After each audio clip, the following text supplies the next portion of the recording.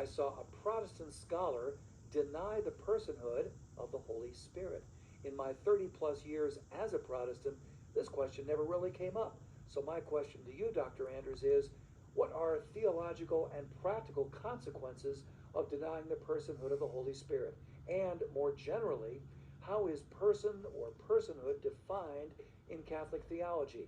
Is a person just a unique manifestation of a nature?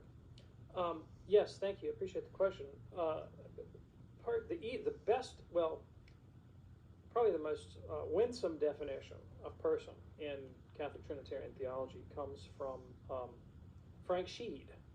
And he says, understand the difference between nature and a person in this way. Nature answers the question, what? Person answers the question, who? And so what we say about the divine nature and the divine persons is that there is one nature, there's one what, and three who's.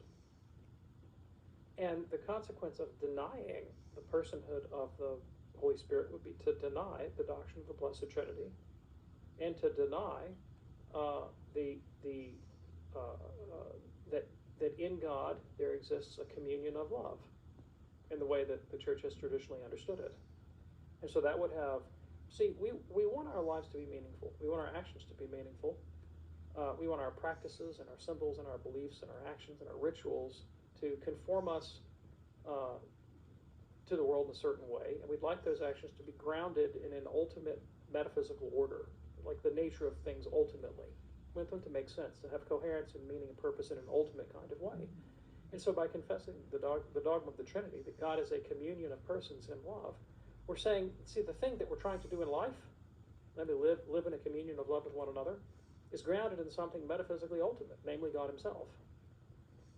And it's not just some, ad hoc cultural convention that, we like a communion of love and those guys over there like genocide. It's like, take your pick. No, like, God is a communion of love. Yes. It really makes a difference, right?